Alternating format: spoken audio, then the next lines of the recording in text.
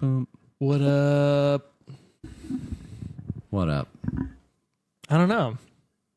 I don't either. It feels good outside. It does. I thought today was probably the most beautiful day we've had in about 10 days. Okay. Okay. Perfect weather. Mm-hmm. Not too hot, not too cold. The wind was just right. It disappeared for a good while. Yeah. I thought it was great. Well, hello, beloved customer, and welcome to Septic Guys Know Shit. As always, I am your little friend, the head of the tabletop, the hero of the hookah, your chief apparitions officer, and the man with no face, Ruben. To my left, we have Banjo. And then to my further left, we have the clenched to your Meister, our magnetic musician, Jason coming out of the bathroom. We have... Yeah, hell yeah, dude. buddy. I say... Yeah, we have the owner of the Duco Sandwich, who is in frame today. Yes, sir. And our, the Omega Predator and the Frozen Liberator, Ethan. Yep. Known dinosaur truther. Dinosaur, is that the new thing now? No. Okay. Yep. Dinosaurs are birds. Well, birds are dinosaurs. Birds are dinosaurs. That's what they taught us, remember? That's right. Oh, just such an old man there. Yep. Week update. Good to jump right in because I know we got a lot here. Well, we don't have that much. We can take as much time as we want. Oh, okay. I did not do a great job of researching this, so we will be reading a lot of Jim and I. We'll be learning together. Oh, fantastic. My biggest week update is still just moving in the moving process, getting that all figured out. Yeah, it's just exciting. That's really it. Okay. Nice. I got to make a cheesecake tonight. Any specific kind or just a regular cheesecake? No, screw cream cheese. I meant flavor. Sorry. It'll be flavored with cheese. Just not the cream kind. Okay. Yeah. Huh. How's that gonna work? Mascarpone? You ever heard of it? Well, yeah. I mean, I thought that was originally how people made cheesecakes. No, they make it with cream cheese. Really? Yeah. I don't bake all that often, So people. you don't need a lot of cream cheese. No, unless it's on a bagel and it's a schmear. And you got to put that schmear on. Half a pound. Let's see. Sorry, that's a YouTube decut. Half a pound. Yeah, that's about it for me. That's crazy. We have 2 sleepy dogs right now. Yes. Well, they both ate dinner. Yeah, if you I never thought about it that way with If you look over my right shoulder, you can see Harold Goose in all of his glory, looking very, very cute. Okay, so last week, just to do a small recap. The original topic was talking about giants, and it ended up turning into a deep dive study on the Smithsonian Institute, a government-funded, 62 to 70% funded government entity. They have a couple specific acts or bylaws? I don't know what to call them. I guess they're acts. Something that was passed by the federal government. Laws. There we go. That keeps them in a place of making their own decisions and being able to handle complaints as well as inquiries in-house. So they can handle it however they want to. And it turns out that this whole giant idea isn't necessarily about giants, but it was more about, at least in regards to the Smithsonian, the Native Americans and their history. And how we kind of figured there's a potential that certain leaders of Smithsonian diggings, when they found old historical bones, when they had to dig up these Native American burial grounds, they said, we're going to toss them out. We are going to build and continue building this propaganda that Native Americans are savages, that they're dumb, that they never communicate with each other, and that they're not that tall. Anything I missed? Oh, you're on it right now. Okay. So now this week, we're talking about UT's Mormons and the Jaredites. Yes. Okay. So Jaredite is what exactly? Well, they are a tribe of people from the Book of Mormon, specifically from the Book of Ether or Ether. Ether. Yes. Okay. The book is named after Ether, the last Jaredite prophet. He witnessed the destruction of his people and hid the 24 gold plates containing their history. These plates were later found by a scouting party sent by King Limhi and translated to King Mosiah. Mosiah. Yes. Lemhi and Mosiah. Limhi and Mosiah. Okay. From the Book of Jared. Or not the Book of Jared, the Book of Ether. Okay, from the Book of Ether. So Ether. Yeah, I want to say Ether. Yeah, I like Ether too, but I'm going to just kind of just wing it. Ether. Hey, if you're a Mormon watching this, I'm sorry. Educate, maybe? Say something? I don't know, man. I'm trying my best. I'm sorry if I mispronounce something. Either way. Look, yeah. Also, if any of the information that we give here is inaccurate, blame Google. Right. Because I didn't have a Book of Mormon and I didn't go buy one. So how did it turn from the search of Native American and giants and Smithsonian into getting information about Jaredites and Mormonism? Fair enough. So if you have not heard of Lovelock Cave. I have no idea what this is. This is an important place if you want to believe in giants in North America. Okay. Lovelock Cave, located. Lovelock Cave in Utah. Okay, another middle northern state of the United States. Yep, out in the west. Yep. So Lovelock Cave apparently was a place that was found. Okay. Here, we'll just Google it real quick. Google. Here, Google. We'll pull it up for Ethan to see as well. Yeah, I need to see this. I like the Oh, I'm sorry. It's Nevada. Nevada. I put it in Utah because Mormons. Yes. So it is 18 miles south of Lovelock, Nevada. Okay. And let's see here. 1911. Whoa. It's found in 1911. 2000 BC, where we're found. What was it found? They found American Native American artifacts. artifacts dating back to 2000 BC. Now the story goes. Substrata. The story goes that in the cave they found the remains of 7 to 10 foot tall red-haired giants. Red-haired giants. That's very specific. Yes. Now that ties into a local legend from the, let's see if I can pull it up. The Siteka, it's spelled that way. SI-TE-CAH.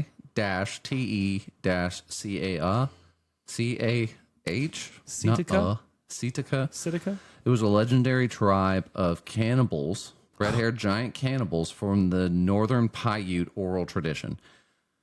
Now, the thing about this is Lovelock Cave, they find it and they're like, oh my God, we might have just found the mother lode. Sure. I mean, when you find 7 to 10 foot giant red-haired bones. giants, and in that oral tradition, those giants from the Paiute people were red-haired. Oh, okay. That was an important description of them. And they're considered a Native American tribe? The Paiute people? Yeah. Oh, yeah, for sure. Okay. I just for hadn't. sure, dude. I was making sure. Yes. Now, people claim that so in the book of Ether, in Ether chapter 1, verse 34, it describes the Jaredites as large and mighty. Okay. So people were saying that, okay, yep, these people, we found big skeletons. We're near Utah, big and mighty. The Mormons are saying in the book of Ether, well, all of the stuff that happened in this book happened in North America. And so some believe the Jaredites of Middle Eastern origin would have had lighter hair/skin than the local indigenous populations, making the red-haired description of these cannibalistic giants. Interesting. You said Middle Eastern. Oh, yeah. So they yeah. must. So they came from the Middle East, lived Okay. there. Okay, so Eh, you don't know anything about the Mormon belief on like the historical record. no, if anything, I'm going more towards. I'm looking at it from the fact of like, I guess I'm looking at Pangea again, in the event that if it was one whole continent idea, that like a portion of those people. I don't know. I understand how continents work. I don't understand continental divide. Whatever. The continental divide, that's a whole different thing, dog. Either way, I'm making a large diagonal that may not have a completion yet. So Bro, keep going. do you know about continents and like how why are we trying to use science to explain continents? I wish we knew. Dude, we're not a continent. We're not continent. We don't understand what science is. Dude, yeah. Why are we putting human science on continents? What's Yeah, going on for here? sure. It's like trees. That's exactly it. Why put human science upon trees? What are we doing? Dude, who's to say a tree can't pull water up 26 feet? That's right. That's what I'm saying. You just don't believe in the tree enough. I don't. Yeah. Maybe I do. So the Jaredites begin the book of Ether at the Great Tower.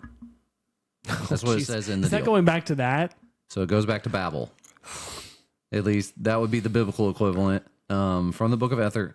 And that the Lord then confounded all of the people's languages at the Great Tower.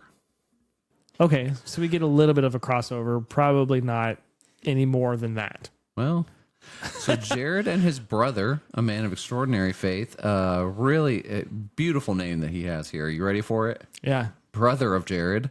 Oh gosh, not even a real name. He doesn't even have a name. Brother of Jared. J-Bro. J-Bro. They prayed that their language and the language of their friends and family would be spared. It says in the book of Ether, chapter 1, 33 through 35, and it came to pass that the Lord confounded the language of the peoples, ... And Jared cried upon the Lord, and the Lord had compassion upon Jared. Therefore, he did not confound the language of Jared. Oh my gosh. So they were then given a petition. They were commanded to gather flocks, seeds, and families to travel to a land choice above all other lands, the land of the free, home of the brave. Ooh, America. And so America. fuck yeah. And so they then had to cross the ocean. So this is post Pangea. Got it. Cool.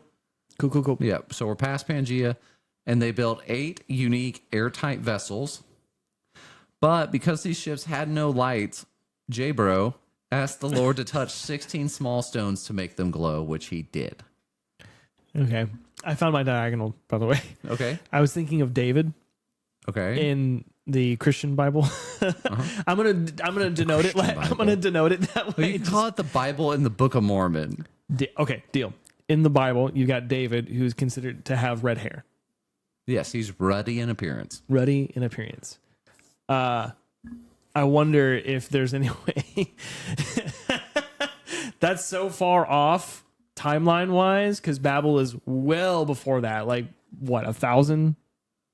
1,002, 2,000 years. Yeah, before that. Yeah. That's where my brain went. Anyway, Fair enough. Yeah, it's something about Middle Eastern genes and genetics that they do produce gingers. and ginger in that sense would be recessive, not dominant trait. Ginger is always recessive, yes. But it's a unique recessive because it can overpower other dominant traits. No. It's a recessive gene. Recessive genes cannot overpower a dominant gene. I read somewhere something wild like Dude, that. what are you... like, what? Blue eyes are recessive as well. Yep. So essentially how that works is that both partners have to have the recessive gene. I understand. I understand that that's how it would have to work. So, but if one of them has the I read dominant something gene... weird. If one of them has the dominant, though, it's the one that's going to show up. That's why it's considered dominant. Here's an odd fact for you. So the genetics to have 6 fingers Is dominant. is dominant. It's just so rare we never see it. Well, I guess I need another finger. Gross. I think it'd be cool to have 6 fingers. So then, upon crossing this sea, they travel. I don't know if it would go off at the pinky or if it'd go in between here. You want to have a double middle? Pretty cool. So upon crossing the ocean for 344 days, they arrive in America. And then the Jaredites predate the Nephites and the Lamanites, which are other tribes that then also apparently traveled to America. Neph and Lam. Yes. Is that some sort of offshoot of Nephilim? Nephilim, and I was also thinking, I remembered the wrong words. It's Shem, Ham, and Japheth. Yeah. Not Nem, Ham, and Lameth. This is my son, Lameth. He's actually my favorite. He's great. So the Jaredites then become exceedingly wealthy and a numerous people skilled in agricultural, metallurgy, and textiles. Initially, J-Bro warned against having a king, fearing it would lead to captivity. Despite this, the people insisted on a monarchy, which set the stage for generations of dynastic struggle. And here in Ether chapter 6, verse 17, and they were taught to walk humbly before the Lord, and they were also taught from on high. That's our text citation for that section of Google Gemini. Okay. So they're just travelers right now. Nothing about them being tall, nothing about their appearance. So chapter 1, verse 34 says that they were large and mighty. That's about it. Large and mighty. That could mean anything. That could be that they're 4 hundos. It sure could be. It'd be impressive in this time period. And that, yes, it very well would be. So then you have the fact that they survived 344 days on a boat. a blind boat with glowing stones. Yeah. I want to know what was on these. I want to see these stones. I want to see the glowing stones. I agree. Look, we're going to get to some stuff where it's like, look, I'm just trying to set the stage so you and I both understand who the Jaredites are and how this then works into giants. I understand. Then there's a reoccurring theme in the Jaredites record, and that is the secret combination.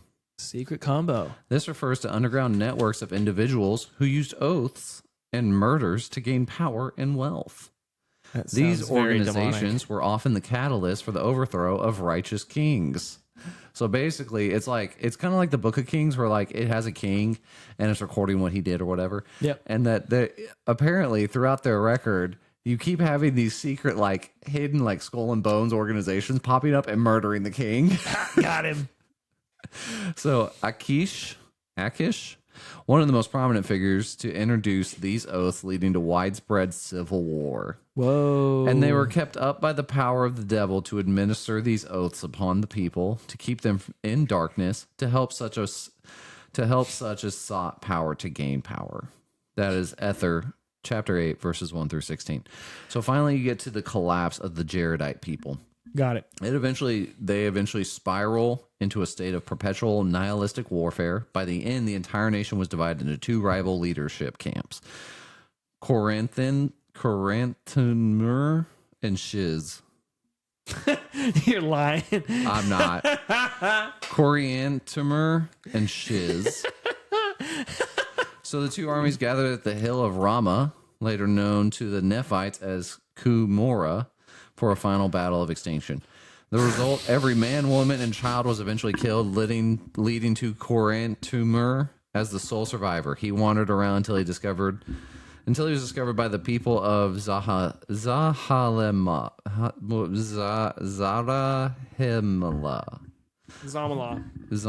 Zamalama ding dong. Here's Ether chapter 15, verses 29 through 30. And it came to pass that when they had all fallen by the sword, save it were Coromentor and Shiz, behold, Shiz was fainted with the loss of blood. And it came to pass that Sea Dog had leaned upon his sword, that he had rested a little. He smote off the head of Shiz. He did. Coriander and Shiz got into a fight. Yeah, Coriander and Shiz got into a fight. Shiz apparently started to bleed. Sea Dog's like, yo, got you, bro. Yeah, he fainted because of blood loss. The other guy, Sea Dog, Coriander, is then like, and then chops this guy's head off, and then he's just the last of his people. Oh, really? Thank you, Banjo. Amen, Banjo. No, that was his just. So now this moves on to apparently people then, because of the area, it's 1911. Mormonism's still pretty new, so people are pretty fired up about it. They find this cave and they think, oh my God, is this a remnant of the Jaredites that may have survived the Battle of Ramah? And that led to them becoming this cannibalistic tribe that then the Paiute people were talking about. So because they lost because they remained, they became cannibal. What? How does remaining make somebody cannibal? You gotta survive. Okay. You gotta hide in your cave. You gotta survive. Okay. Run out of deer. Okay. But that sounds like we're leaning into that idea sounds like you're leaning into the fact that they wouldn't go talk to other tribes if there were other tribes around. Dude, okay, how did you have a war where the tribes wiped out every man, woman, and child between them until you just got Coriander left? You're going to get hung up on being a cannibal? I think the cannibal thing is just confusing because it comes in after this major war, and it's like, how do we survive? Well, I'm just going to eat you. Like, what? The Native Americans, the Paiute people. I guess. Who knows? They probably just put them on a spit. Just munch their bones. I don't know. I guess. Maybe they fattened them up a little bit first. I have no idea. That sounds torturous. It just seems odd. That's all I'm saying. I don't know why. I don't know either. I mean, ask the Paiute people why they had a legend of red-headed giants that ate them. Yeah. Because that makes me think, so Utah. No, we're in Nevada, actually. Apologize. Nevada. Okay, so we're further west. Kind of like... Or we're more south. A little bit more south than west. We're almost Arizona at that point. Yeah, we're a little more south than we are west, I think. We better just pull up a map. But you and I both don't know where Nevada is. I think it goes Texas, New Mexico, Arizona, Nevada, and then California. Scrolly. It is, yeah, directly just west. Yeah. West of Utah. See, For some reason, I stacked those two, but that's just dumb. Yeah, it's just not. Straight west. It's west of Colorado. West of Utah. West of the Taw. What I was thinking was this, is that if the only other people that I know of that were slightly cannibalistic were Vikings. Okay. And what? Yeah, so my brain's going... What? No, you got to explain cannibal Vikings. Yeah, I thought Vikings were slightly cannibal. I might be wrong. Look, I may be wrong. What? I don't think so. Well, if they were on the crazy red mushroom that they were on, yeah, it would make sense that they'd go... No, I don't think they ate each other. Well, either way. They could be eating human. They might not be eating each other. They could have eaten another human. I don't think they did, though. Huh?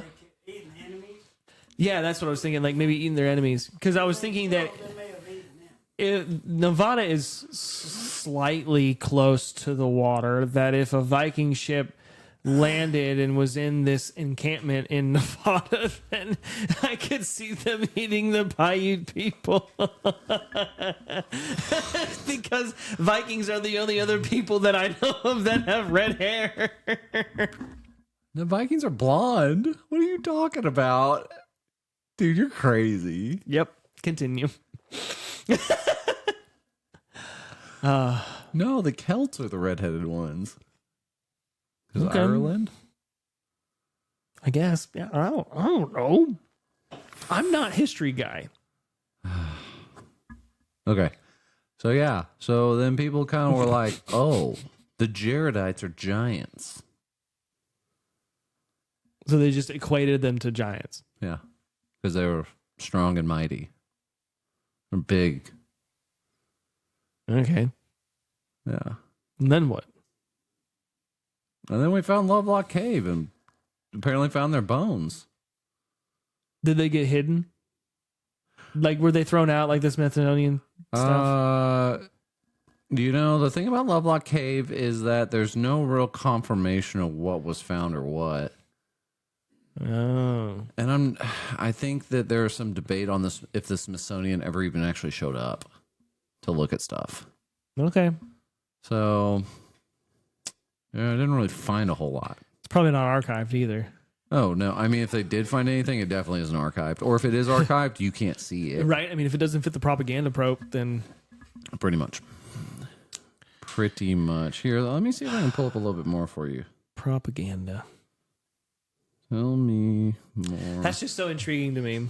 What year is this? 1911. Here? Nevada, here. Yeah. I don't know what else was going on in 1911. Well, you're about to kick off World War One. Yeah, that's right. World War One's about to really kick into gear. Okay. People found this stuff in 1911. Yeah. Yeah. Yeah, from way back. They were, I don't know, somebody must have been going on a search and found this cave and found these crazy large-sized bones. Then, yeah. Who knows? Okay, that's the other thing. I thought hair was like one of the first things to go when a body...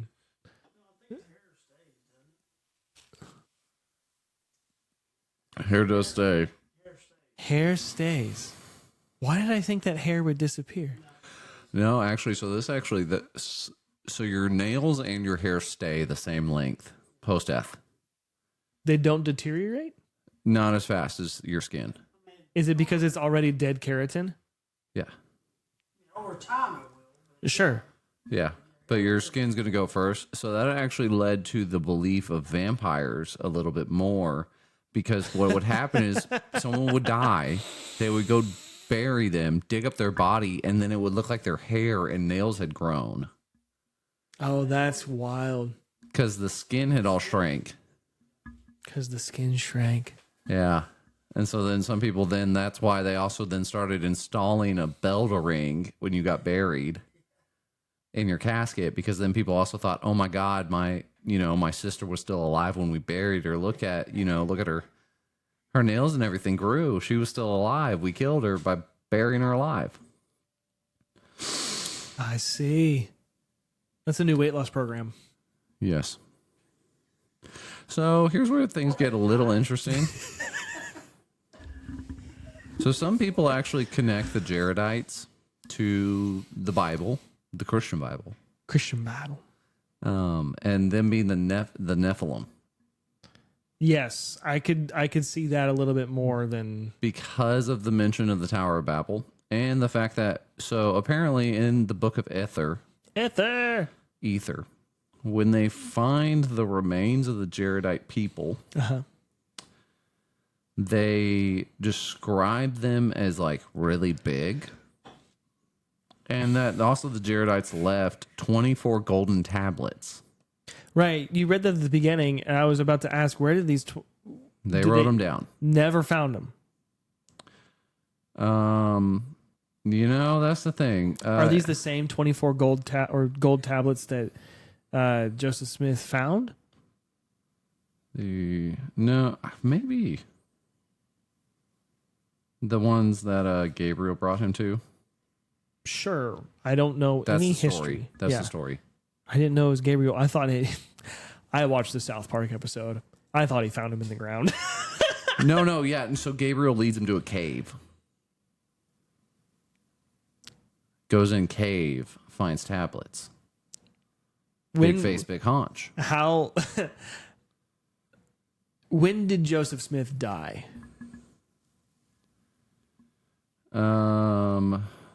You know, I don't know. Let's look it up.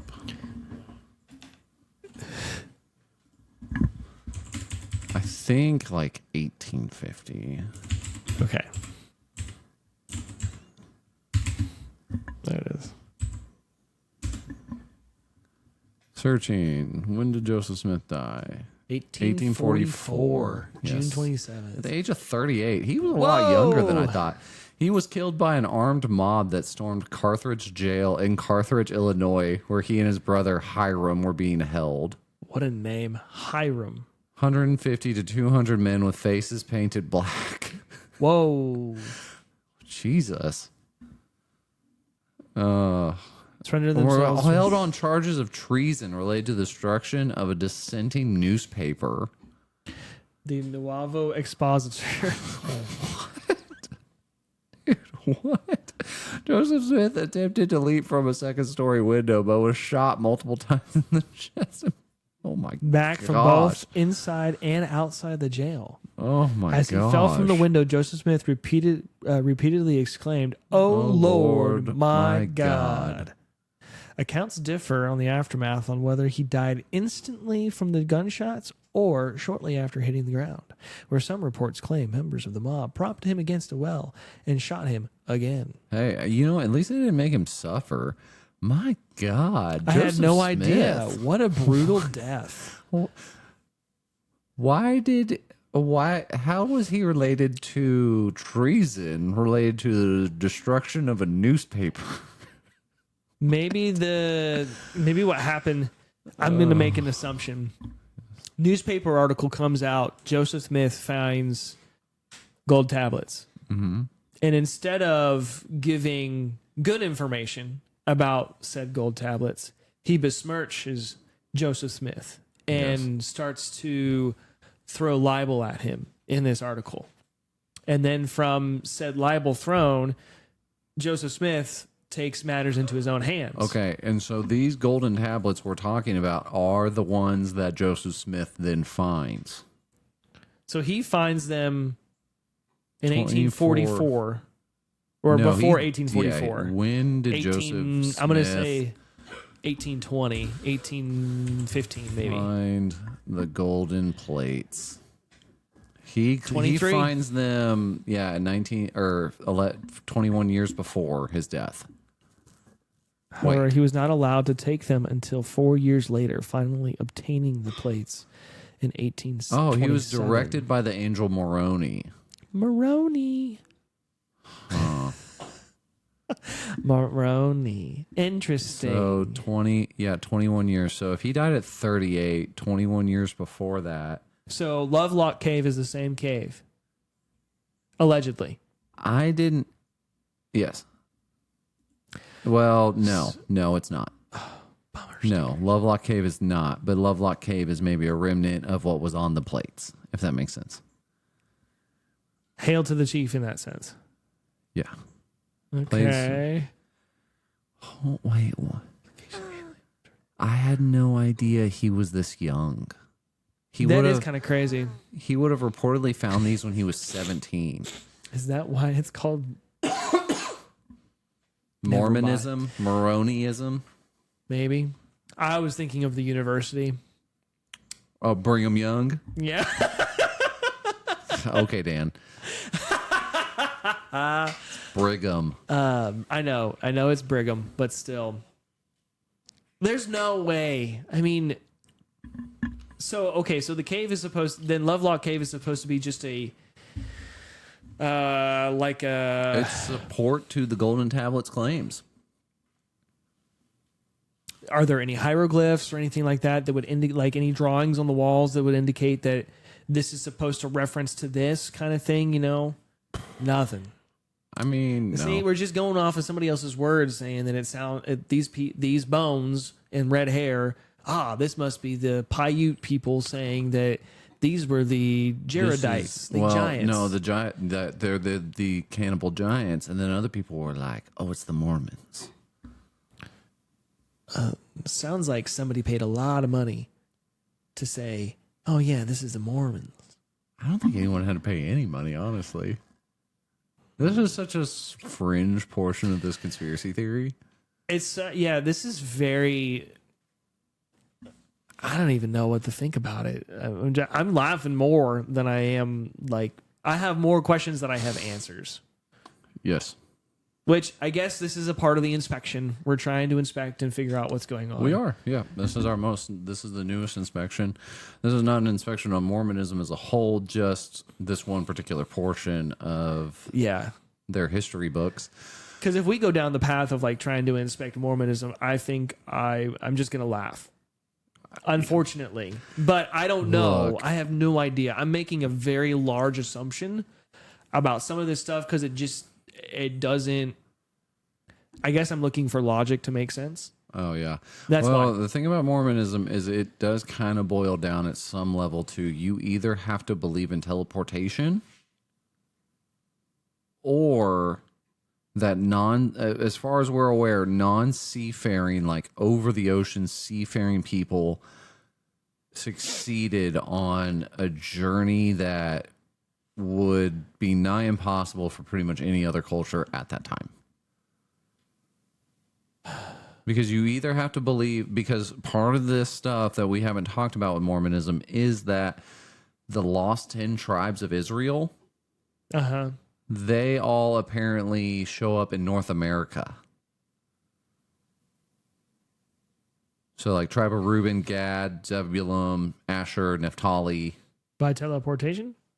Well, so they either got teleported there by God, or they made boats, got in said boats, sailed out of the Mediterranean, up the coast of Europe, and then across with the trade winds down to North America, and got there before the Vikings or Columbus did.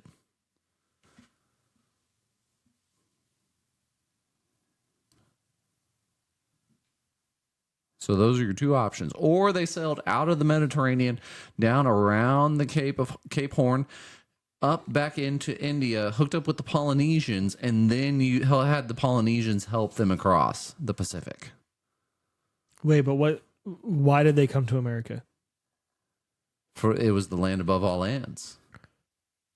They were directed by God. And they're saying that the Israelites did this. Yes, the lost 10 tribes.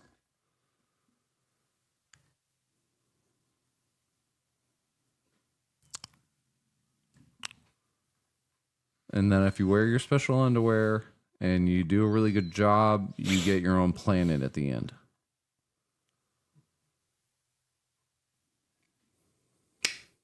And we are trusting a 17-year-old. Who's the 17? Joseph Smith. At that time? Oh, that's if the right. time frames are lining up right, and he was 38 when he died, he found the tablets at 17. There's no way that this was to impress a girl. Be a weird way to impress a girl. I found these gold tablets, baby. It says I'm a. It says Dude, I'm gonna be a, okay, look, we're not talking about my scrapbook hero here. Like, he would do that. maybe. Weird way to deal. Like, weird way to try to impress a woman.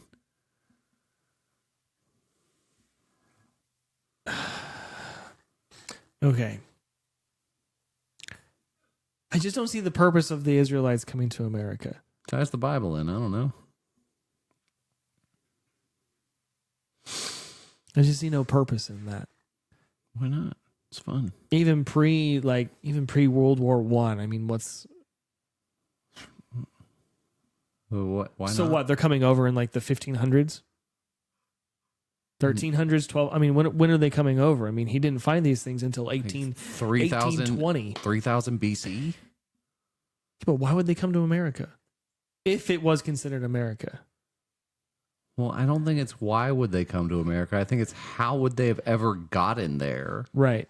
Right. I mean, both. I think for me, it's why. What's the purpose behind it? But then also, how? How is that even possible? They weren't even. Yeah, that's the Israelites what we're mainly not, talking about. The only boat that they really knew was fish boat. Yeah, and those weren't deep water vessels. Not at all. No, little dinghies. Yeah. If that. And that's yeah. So It's just wild to me. I don't know. mm-hmm. So Teleportation would be a cool option, though. Yeah, I mean, I can't think. Well, no, there was one guy in the Bible that gets teleported. Enoch? No. Oh, he kind of does too. So does Elijah. Elijah, yeah. Philip. Yes, He Philip gets does. teleported. Yes. Otherwise, really the only other like thing like that is Jesus turning invisible. Yeah, when he ascends, it's kind of a teleportation kind of thing. He goes up and then disappears. Yeah. And then he also did the whole invisible thing Yes, where he did. passes through the crowd. And he would pop up before he ascended. He popped up in multiple different places, like well far out of Jerusalem. Yeah. Just for fun. So, but I mean, this does all tie into the Nephilim. I mean, and then with the Bible, the Nephilim, I mean, I could sit here and make a case for you of why I think that giants are a pretty big deal in the Bible as a whole. Yeah. I mean, it does talk about different kinds of giants that were fought during that time. Yeah. You got Nephilim being there, and then you've also got Goliath, and then I think there's one more instance of a giant in Revelation. Maybe not giant, but I don't know giant that one. adjacent. Well, then you also have here's an odd one for you, and we'll just kind of get your idea on it. And so I'm just going to read the Bible verse to you, and I just want you to take it as literally as possible, and then we'll just kind of walk from there. Okay. All right, so we're going to read 1 Chronicles 12:8. Okay. And from the Gadites there went over to David at the stronghold in the wilderness, mighty and experienced warriors, expert with shield and spear, whose faces were like the faces of lions, and who were as swift as gazelles on the mountains. And then they list 3 names, or quite a few names. What does that make you think of? Big face, big haunch. Big face, big haunch. Now, when it says their faces were like lions, I kind of think I go 2 ways. Big old boy, big boy, or massive. I'm talking like massive beard, massive locks of hair, okay, kind of thing.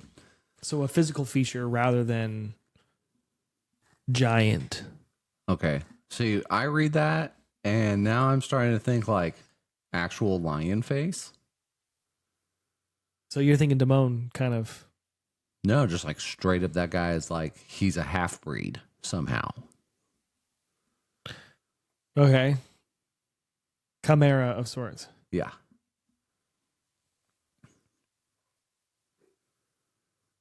That'd be really interesting. I mean, we already have giants. Half lion, half man guy doesn't seem that crazy. Yeah, I don't know. He's one of the good guys. I feel like lion is more of a descriptor of prowess on the field, Okay. and how they were able to attack and conquer rather than. All of their guys can do that. Why are these guys getting singled out as special? Well, I mean, it's the same thing with David's fine men. No, this is literally in David's Fine Men. Like, that's what this is read from. We're Oh, talking about okay. them exclusively. Excuse me, I missed out. I would just kind of. I'm thinking that they are so.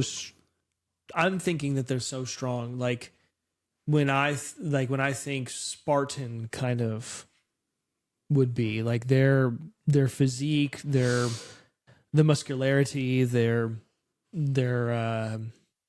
whole appearance was lion-like, a beast to not a beast to not reckon with. And they were as swift as gazelles upon the mountains. They were officers of the army. The least was a match for 100 men, and the greatest for 1,000. Yeah, We're talking one guy murking 1,000 dudes. really great with the sword. These are Really- the men who crossed the Jordan in the first month when it was overflowing all of its banks, Yeah. which is like superhuman. and put to flight all those in the valleys to the east and to the west. No, I understand. I understand that but this is just what I'm hearing. Okay, That's how I'm hearing it. Does that make sense? Yeah. Let me ask you this. So when you read the greatest among them was equal to 1,000 men, like, are you thinking like, oh, he's just really strong? That's where my brain goes. Yes. Okay. I don't necessarily, because I'm not really. I'll be honest. I'm not naturally bent to the idea that there's half-breed, man, human, chimera kind of things. Fair enough. I feel like that's very fantastical in a way, and it almost sounds like a way in saying, "Hey, be fearful of these men." Okay, but this is written to other people who are reading, quote unquote, reading it. Okay, like let's just say it was a Persian who got a copy of this section of Chronicles, right? Okay. Be fearful of these men. Yeah, but why? Because one of them is equal to 1,000 of another. Okay. He's so strong. His prowess is so large. Like the metaphor thing is very big for me, rather than being convinced that it's a chimera kind of thing. Okay. Because chimera seems fantastical. Sure. I guess it's just like, I don't understand if this book is like, I know this book is written to the Israelites. Specifically Chronicles, it's written in a time of captivity. Like, it's a retelling of their history, like kind of post-exile-y kind of a deal. Yeah. So they're planning on the Israelites reading it. Like, why would they start getting hyperbolic like that? Like, that doesn't make a whole lot of sense to me. To stir up the idea, because But they weren't that way with everyone else. No. Which is weird. You're like, okay, but why? Okay, but we didn't do this with everyone else. The least of them is a match for 100 men. Yeah. No, I understand what you're saying. You know, it's like, and it's saying that the greatest among them is equal to Samson. Right. So it's like, it's just funny to me because it's like, I used to be in your camp. Sure. And then I had to start asking myself the question of like, well, if I read the Bible pretty literally on a lot of things, why is it now here when, even though maybe it subverts my expectations, why am I not reading it literally here? Why am I deciding that this is metaphor? Yeah, I don't know. I don't either. I don't know why. I don't know why I was doing that. And so then I'm like, I'm trying to look at it now a little bit more, just like openly, and be like, wait, hold on. Yeah, no, I understand what you're saying. I don't think that's necessarily a bad practice. I definitely think it's something that every person is going to encounter that a little bit differently. Because it can lead down some rabbit holes that may not be the best. What I'm saying is you have to have a strong mind. You have to understand where you're at in your understanding of your own faith. If you go into something like that and you start taking something that is foundational for yourself and you start... Hear me out for a second. I'm not saying you do this. If you start twisting these things to make it sound how you want it to sound, that can be detrimental to somebody's faith. Sure. That can start really putting way down into the deep ends of the dark that may not be good for their faith. Sure. It may be, some might say, heretical in sorts. Okay. Now, I'm not saying you're doing that. I don't know where your brain's at with that. But I do know the difference between me and you is that you're in the gray and I'm in the black and white. That's true. In many decision-making processes and in many lifelong studies of said scripture. That's true. Now, I would say I didn't try to paint any specific picture with that other than to give you an alternative one to just metaphor. Oh, yeah, no, absolutely. I understand that. Yeah, so I'm just saying, like, I think if you were just allow it to speak for itself, that scripture, I think, does lend itself to the idea that, no, these are actually like men with lion faces. I'm not negating that. You know? Yeah. Because then, like, it lines up a lot with what you see getting written about the angels and that their faces are like lions. And when we depict that, Yeah. I mean, we give them a lion face. We do. We do. It's very possible that they're also saying, if it's not metaphor, and it is supposed to be some sort of a poetic device, I may say, in writing, that Yeah. they're like with the angels, that we've given them a lion face and we've given them all these wings and these eyes and these things like that are very fantastical in nature. It's a poetic device to show that they are so resonant in the same vein poetically that you could believe that this is a physical representation of an angel. Okay. Or we could look at the possibility that the writer of that scripture was just saying, yeah, their faces are lions. Yeah. Yes. Yeah. Absolutely. So Yeah. We have no idea, but we have no idea. yeah, that's just an odd situation from First Chronicles where you can really easily skip right past over that because it's listing a bunch of names. But there is just this weird section where it's like, yeah, dude, they swam through the Jordan as it's literally flooding the entire valley, Right. just for fun to go just wreck some shop on some guys, Yeah. and that like the weakest of them all, like Could take on 100 men. he can take out 100 men at one time. Which, I mean, we're not talking, rifles. I mean, with a sword and shield. Yeah. Sword, shield, maybe a donkey's jawbone, I mean, and that's insanity. which is even wilder. I mean, when you think about like okay, The donkey's jawbone is not that big. I mean, It's yeah. maybe a mini hatchet. Yeah.